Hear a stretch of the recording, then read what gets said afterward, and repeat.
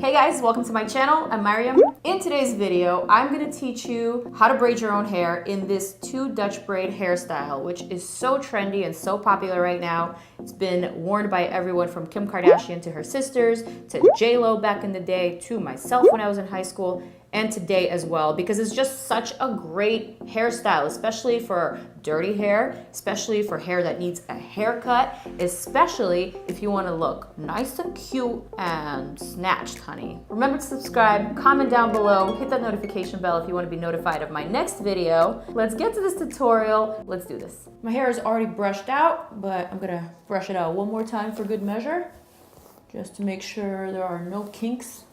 And then I'm gonna put a little bit of this oil just on the very ends of my hair. I'm using the L'Oreal Extraordinary Oil Lustrous Oil Serum.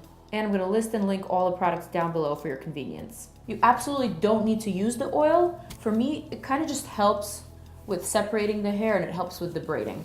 Next, I'm gonna create a very straight part, or as straight as I can. I'm gonna smooth the hair to the side, and then I'm just gonna turn over with my mirror. And I'm gonna check whether that part is crisp and straight. One of the things that I find super important when doing the 2 braids on yourself is to make sure that when you're working on one side, you clip away the second side as tightly as possible so that no hair from this side can interfere with the one that you're working on. So I'm gonna use an elastic. I'm gonna tie it in a little bun here, and I may even clip it just to make sure that it's nice and tight and clean. The next thing that I like to do is spray some type of spray, some type of gel, or like rub a pomade or something that will give me just a little bit of grip. Today I'm using the Kerastase Spray Apporté Flexible Hold Hairspray. So I'm just gonna rub it through my hair strands just to make sure that this top part is evenly coated. And at this point, I'm ready to start the braiding process. Now, before I even go on any further, let me just point out, if you know how to braid, a regular braid, a 3-strand braid, then you for certain know how to Dutch braid and how to French braid. A Dutch braid or a French braid is basically the same thing. You start with 3 sections. For the Dutch braid, you start with the center section first, you flip it over the side, you braid it as you normally would, and then once you get to flipping it a second time, you add a strand of hair to the section. It's actually gonna be much easier for me to show you than tell you. I'm gonna take this really small section of hair right here. I'm gonna separate it into 3 strands. So you take the center section, you flip it over one of the sides, and then you take the new center section and you flip it over the other side. The smaller the section, the closer your braid will start. And as you continue to braid your hair, you'll be adding new sections of hair into the 3 strands. I usually like to look at myself in the mirror for this front part. And then once I get past my view, I just do it by feel. So for now, I'm still looking into the mirror, still adding these sections in, and I'm just trying to concentrate on keeping this braid as straight as possible. You don't have to keep this braid close to your part like I am. If you notice, Kim K's braids go a little bit more on the side of her head, but I think that's more flattering to her head and face shape. She's got a longer face shape than I do, but because I'm a little bit more round or square, I like to keep my braids at the top of my head as opposed to on the side. I just find it a little bit more flattering for me personally. Also, whenever I'm doing my hair, whenever I'm concentrating on braiding, I tend to do the funniest face in the mirror. I always do this weird like kissy duck lip face, and if I could try to do it right now, I couldn't possibly imitate it. It's just my concentration face. I don't know why I do it. Everybody always comments on it in all of my hair tutorials, but it's not something that I can control. And moreover, it doesn't make me a bad person. It doesn't make me a bitch. It doesn't make me dumb. It's just a habit that I have, and I'm not sorry. It is what it is. You gotta love me either way. I've come to the point of the braid where I can no longer see it in the mirror, so I am going to turn around and I'm gonna finish up my braid with the back of my head facing you. So here I'm just continuing the braid, and I'm doing this by feel.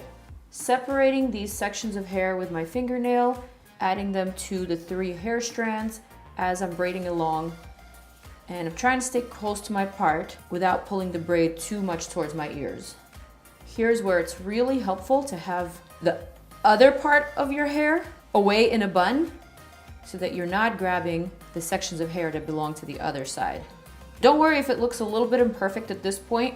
You can always fix that later. And the more imperfect it is, the more grungy and the more cool it looks.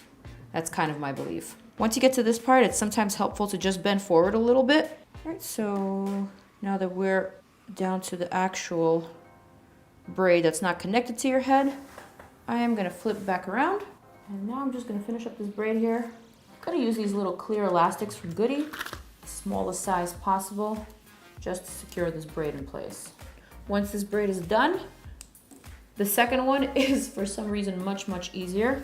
So I'm gonna do the exact same thing. I'm gonna brush out this hair. I'm gonna spray a little bit of this gel.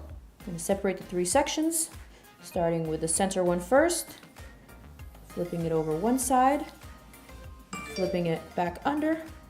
Who's that? And then adding just a little bit of hair to the sections.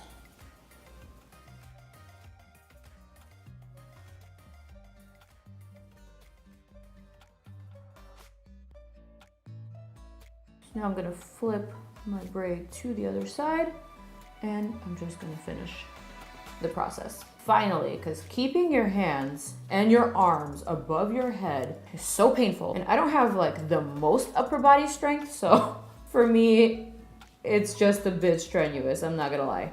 If you don't work out on the regular, then you might be a little tired after this, but it's really not that bad. Because if I can do it, you can definitely do it. Once I'm done with my 2 braids, I like to just pull on the braid a little bit to make it a little bit more fat and even.